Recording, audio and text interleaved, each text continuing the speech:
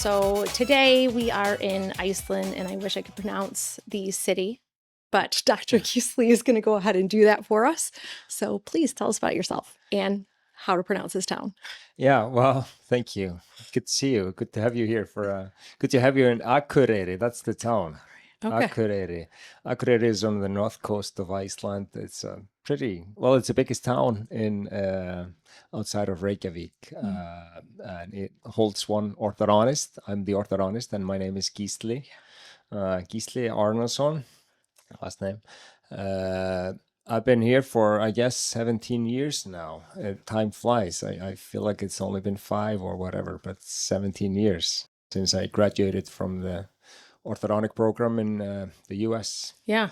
Well, and I want to hear quite a bit more about like your dental journey as well too. So even coming down from what made you decide to be a dentist, and I'd love for you to walk me through the University of Iceland in regards to even the cost of the education that's there, how the length of the time. Yeah,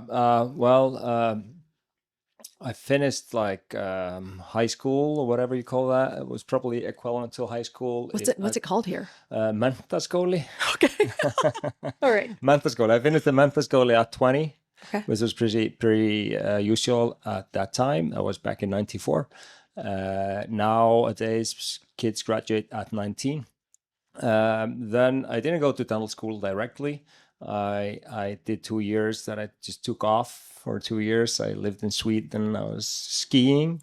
Of course, you have to have fun. We encourage our children as well too. You just go have fun. Well, at the time, I thought I would be a world champion in cross-country skiing. It didn't turn out, so I went to dental school. But your backup plan. Yeah, plan B. So, I went to dental school at the University of Iceland, and that's pretty much the only dental program we have in Iceland. We have few universities, but it's only the University of Iceland that has dental education. Okay. Do you mind sharing what the annual tuition is for that? It's probably, I guess it's like $250. Yeah. It's actually just a sign-up fee. Okay. Sign-up fee for each semester is like $250, was that at the time at least. And you don't pay anything for the education itself.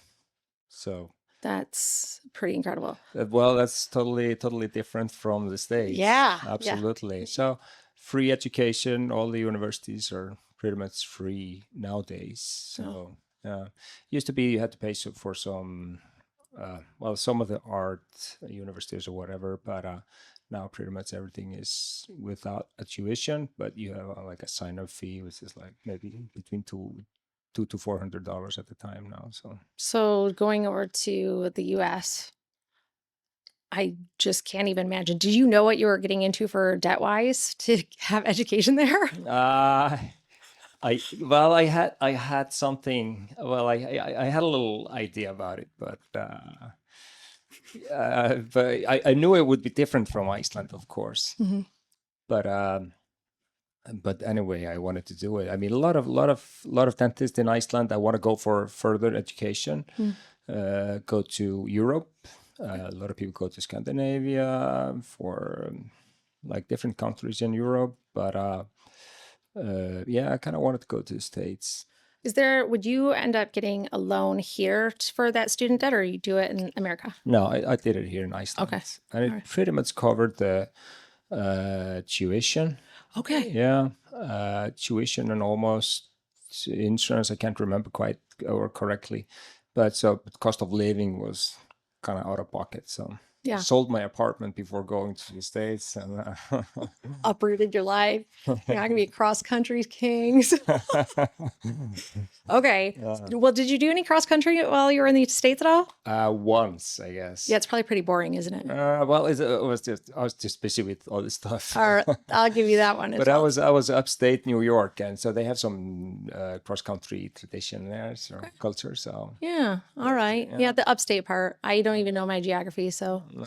I was at the University of Rochester at Eastman Dental Center. Okay. Which is now named Eastman Institute for Oral Health, I think. But they have snow. They have They Yeah. have winter, so We have like this lake effect yeah. because we're over in Lake Michigan and we can get piled alongside the lake shore. So New York Okay. always gets it Yeah, double. that's what So they called it, the lake effect. yeah. What did you think about the Great Lakes when you were there? Did you ever go? Yeah, it was great. Yeah. Yeah, That's so wonderful. yeah, it's wonderful. And the Finger Lakes, that's close to Rochester. It's yeah, upstate, close to Buffalo and stuff, or Syracuse and stuff. It's a Nice. beautiful area. So Beautiful. how many years were you there? 2 years. Okay. Yeah. What all did you have to, I mean, when you're applying over for it, what I look up online as far as you had to, come in and actually do an exam, correct? Was there any other outside of like going right for the orthodontic education? What did you have to do prior? Well, it was a 2 year process of just applying because I didn't know how the system worked in the States. Not all programs take international students or whatever. So I kind of went in the first year and I applied to a lot of programs, got interviewed by several, and then I was just asking around the other applicants, how do you do it? And Yeah. not much of info in Iceland. It was almost before the time of internet. Right. But so the year after, I applied to a lot of schools and got invited to more interviews and got picked by this one at least. Okay. Yeah. All right. Is there anything that stands out as far as just, I mean, was a culture shock for you when you came over? Not a culture shock, but things are different. Yeah. Yeah, absolutely. For example, the program, I mean, the dental school in Iceland is 6 years. Mhm. And we go from September, and we get 3 weeks off during Christmas time and, exams and stuff, and 3 weeks off.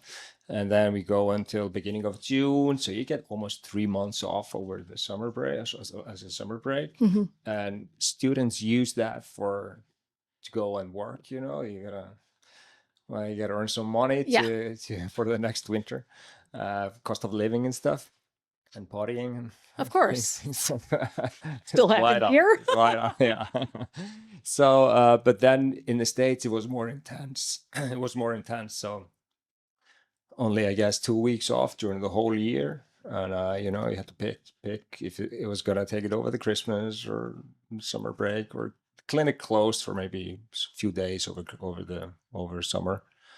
But it was more intense. Of course, you got the whole orthodontic program packed into only 2 years. Many programs go for 3 years. Mhm. And most of the programs, or all of the programs in Europe, go for 3 years. But they packed it into 2 years. So Well, it was that's quite good. intense. Maybe Yeah, it was these good. Americans, the debt. Yeah, that's good. That's good. Yeah. Do you know what the average debt is for even a general dentist coming out in the United States? Between $300,000 and $500,000 for a general dentist. You can curse all you want. Get it. Oh, Yeah.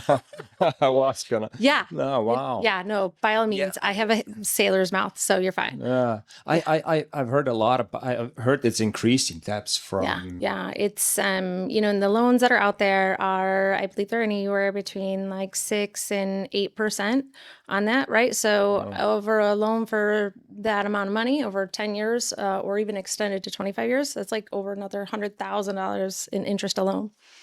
So, Wow. yeah, Shit. part of that, I mean, especially in America, so not only are they getting out with this absurd amount of debt, right? You have two choices. You can go into doing corporate dentistry, which it's kind of, in my opinion, there's no autonomy, right? No. You have to do exactly what they say. And sometimes like public health entities, you might be able to get some repayment programs. But if you wanted to be in private practice or even own your practice, then you're looking at another $1 million on top of that. It is. And so one of the challenges that we have is Delta Dental is one of the largest dental payers.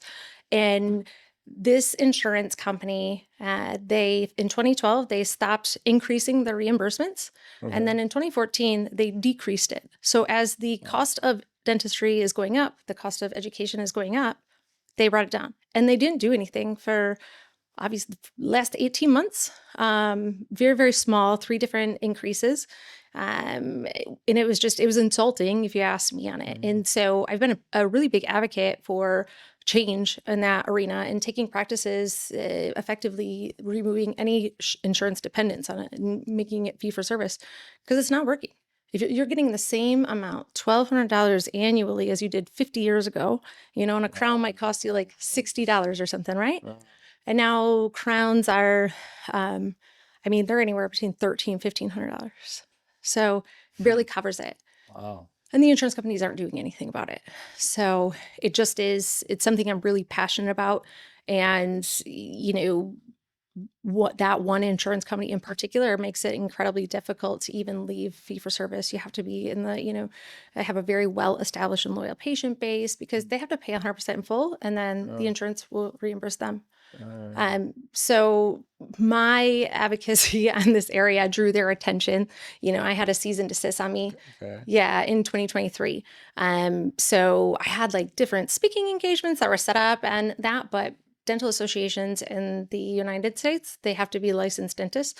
And we have a law there that's an antitrust law that they can't come together and talking about the insurance company and talking about all of the, like, where their fees are at contracts. So that meant like they were all scared to have me come in and speak. Oh, really? Yeah. So this was my flip to try to, continue to get my voice out there, because there's so many doctors out on social media that, they feel like they're heard, right? But they legally cannot say anything on social media about that stuff. But I can. So I'm not a dentist. Yeah. Yeah. So it just is, it's really a passion of mine, because they're creating this significant divide and making it where dental care is just not accessible. It's a luxury, right? Yeah. And so, which that shouldn't be, when, even for children, right? So, and then. Oh, even for children. Yeah. Oh, yeah. They have some programs that are called Medicaid programs, Yeah. but the parents have to meet within some, their income. Yeah. Is that only low income? Yeah. Okay. Yeah, it is. So, and again, even the livable wage, what they consider like low income, I couldn't even imagine living off from that myself. Right. Oh, And so, yeah, it's pretty challenging. And I want more people to be educated on different health systems. And so that's bringing me to everywhere. And as I'm learning as much as I can about Iceland's health system, which is the dental part, I was surprised is a little bit different than medical coverage, right? Yeah. And then I really want to go into, have some discussions, because it's not working here. And from what my understanding, you have also, made some statements or been an advocate, because it's not great coverage here for dentistry, correct? I have. I'm trying not to, but sometimes it hurts seeing it. But it's been getting better over the last few years. And I'm focused on orthodontics, of course. That's my specialty, and that's where I work every day, and with the regulations regarding orthodontics. And it's getting better, but still. So let's just go through it. It's simple. The regulations for orthodontics. If I decide these kids need braces, upper and lower braces, the government pays a stipend. It's a fixed amount. No matter what the problem is, no matter whether it's a big malocclusion or only a couple of rotated teeth or whatever, the government pays the same stipend. I'm not saying it's fair, right? But at least it's good, because I can communicate to the parents. You'll get that, and it doesn't have to go through a process of evaluating and maybe being denied or whatever. So it's a simple system, which is great, because we don't have that. Yeah, no, it's just great, actually, and it's the best part of the system. It's simple.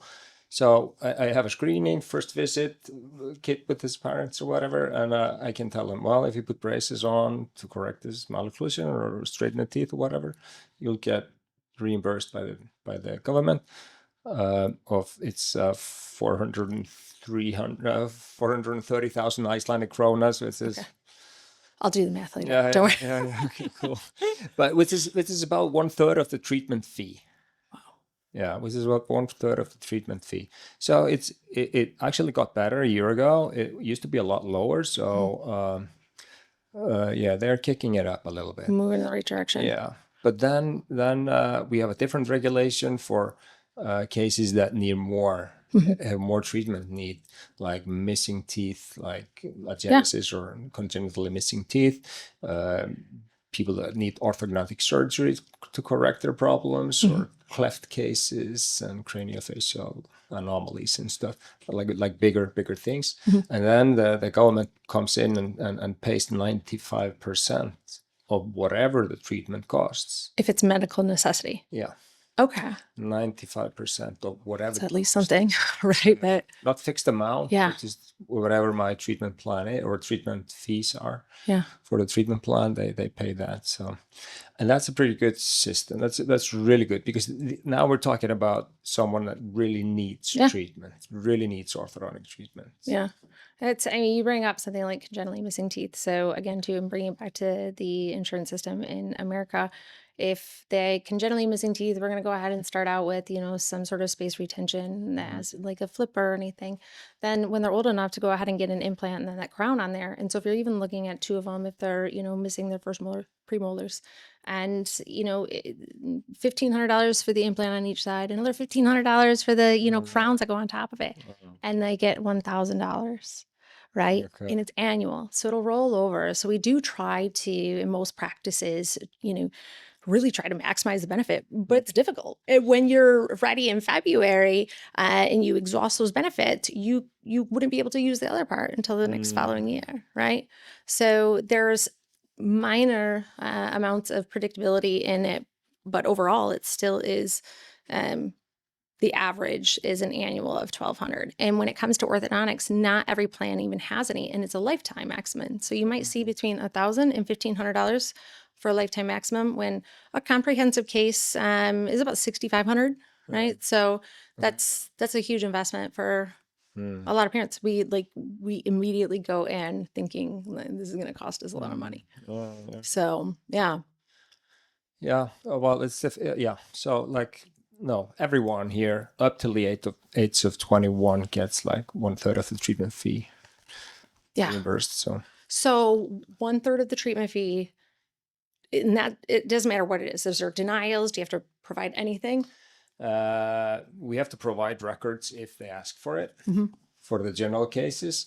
But, for the bigger cases that we apply for the 95% of the treatment fee, you have to ahead of time put all the treatment plan on the table and all the records and all this stuff. So How often do you get denials? maybe for the 95%, or for the bigger cases, probably apply for 30 cases a year. Okay. So it's a small group. Well, maybe between 30 and 40 cases, and maybe get 1 or 2 denials a year. So yeah. What's your typical denial?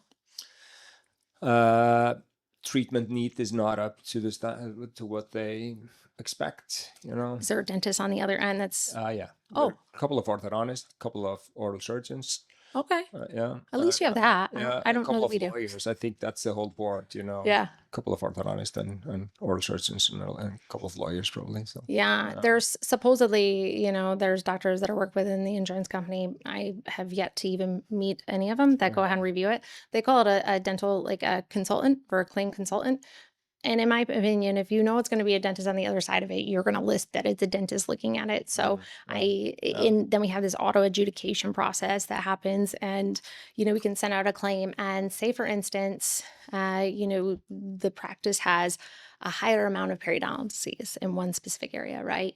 And that can trigger them to have this focus review where they're going to have to turn so much more paperwork because really? they felt it went above the percentage for the adult pro fee, right? Yeah. And that's everything. It's even then, I think orthodontics is a little bit more black and white on it. They don't care. There's only a handful of codes that we go ahead and submit it out. Okay. But there's no retreatment in most cases, Okay. They don't reimburse any retreatments. No, adult coverage is rare to find. So it's definitely within the children as well too. Not always. Yeah.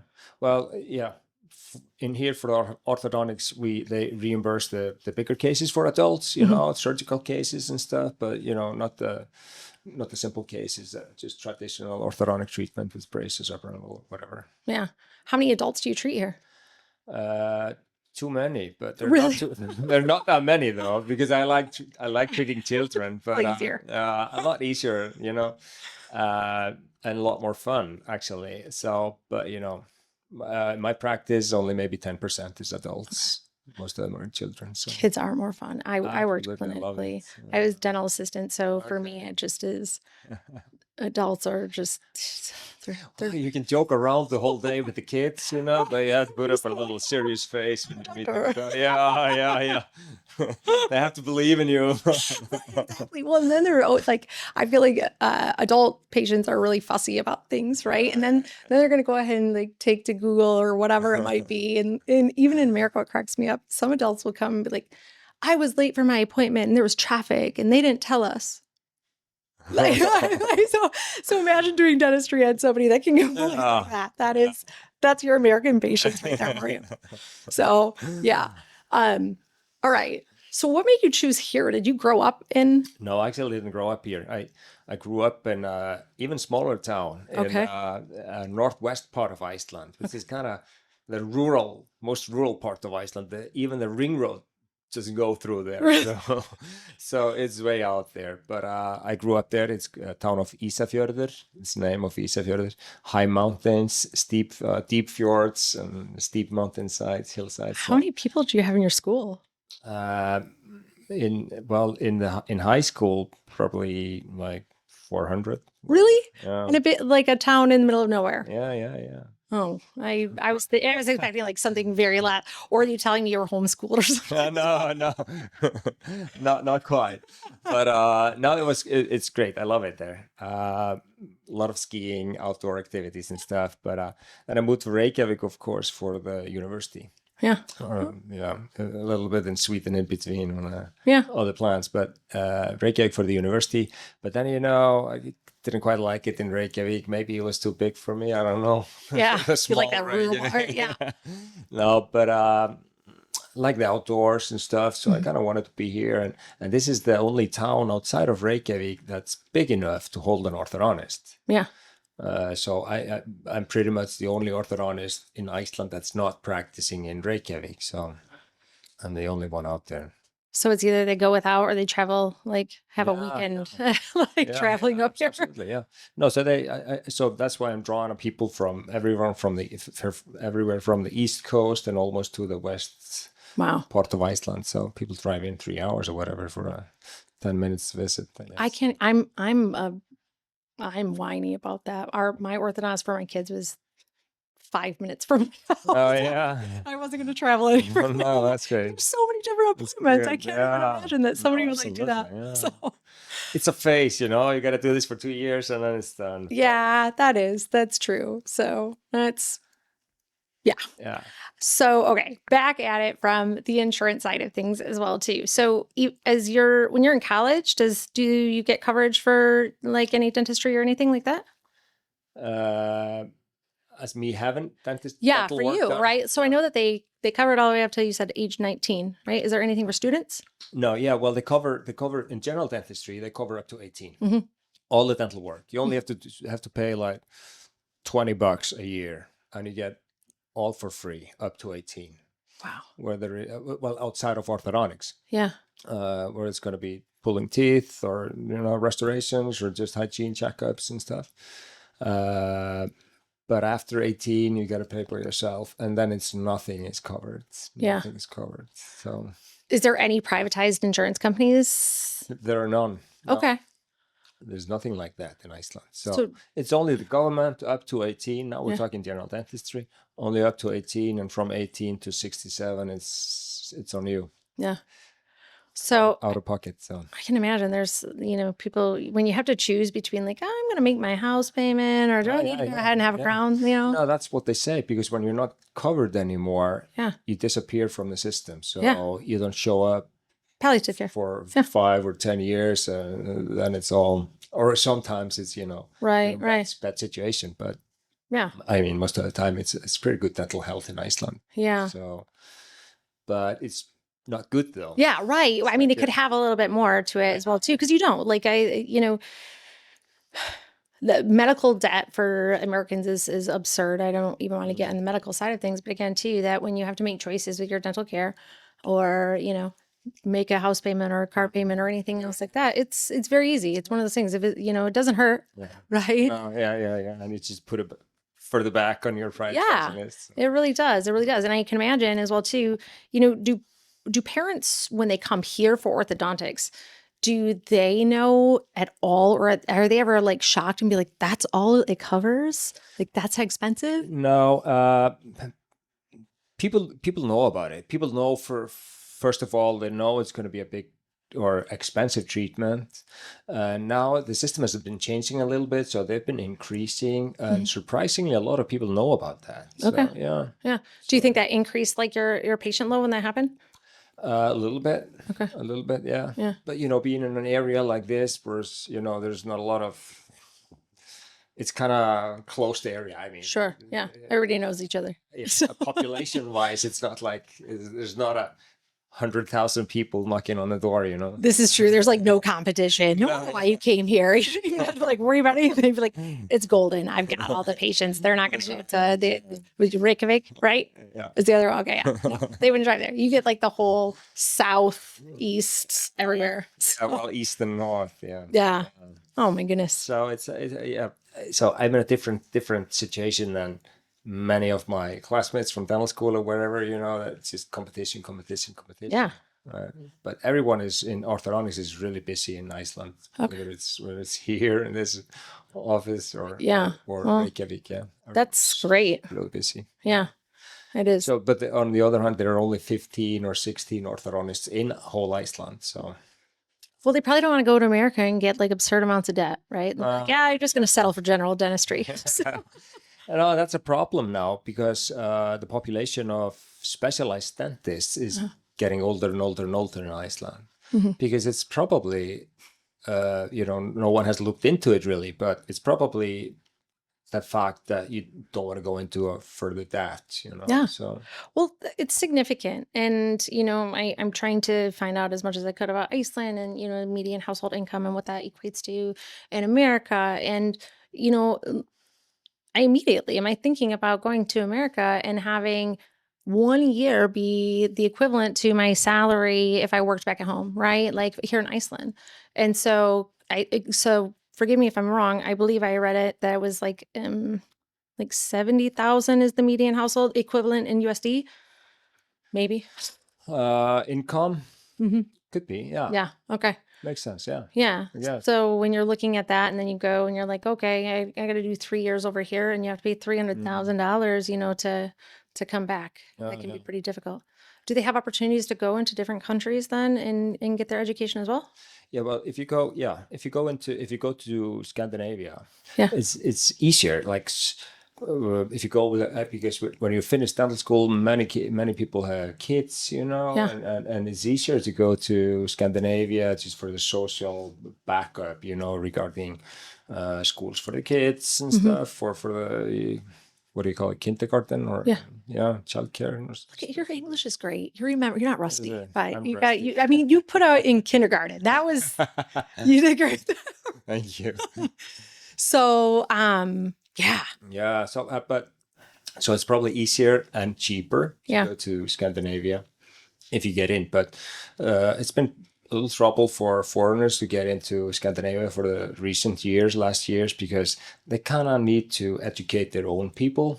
So they, like Norwegians, prioritize Norwegians. Sure. I mean, understandably. yeah. But, but Icelanders have always been able to get to Denmark, to Aarhus in Denmark and Copenhagen. So Yeah. So and I'm trying to put it in perspective too. So when you came back from University of Rochester, did you just have to show that you graduated in orthodontics and you're good to go to start practicing? Well, I because I only did 2 years. Regulations in Iceland say you have to do 3 years. Oh, okay. For being a specialist dentist. So I did like 1 year with a doctor that used to be here before me, and he was supervising me. So that was equivalent to 3 years. So, and then I bought the office a couple of years later, and I could of course show them my certificate from Rochester, but I had to put some plaster on the table Sure, showing yeah. cases, and it was like a board that evaluated the cases, and lucky enough, I passed. Oh, that's Yeah, yes. so I had to do a little bit of because I was outside of the EU, Yeah. European Union. I had to put some plaster on the table and show them cases to Wow. be able to get the certificate, and I need the certificate or be a specialized for the government, because otherwise the kids I'm treating wouldn't get reimbursement. Okay, so are there orthodontists out there that don't work with government? No, all of them do. Okay. But general dentists that are Oh, doing braces, few of them in Iceland, okay. they don't. Their patients don't get reimbursed from the government. Okay. See what I mean? So if Yeah. you want to get the stipend, you got to be treated by an orthodontist, but not general dentist. Yeah. I mean, that makes sense. Yeah, I So, guess. and helps you. Yeah, and it's protecting professionally the profession, Yeah. the orthodontic profession. So No, it truly is. There's so much crossover that happens in the United States because what we call like bread and butter dentistry, right? Like the doctors coming out of it, when you're coming out with the insane amount of debt that they do, you have to expand your services. Like, only going off from just your preventative and some fillings and some crowns here. So they then go and get additional education, which costs them a shit ton more, right? Just like keeps piling up on them. So, like they said, hungry dentist is a dangerous dentist, because he's just doing everything and maybe not sufficiently good in anything. Just dabbling into all of it. That's true, though. I got it. All right. Well, that's all we have for today's episode. Dr. Giesli, I'm so grateful for all of the information that you provided me so far. And I'm really excited to jump into the next episode where we discuss the transfer of the license from Iceland to the United States, back to Iceland,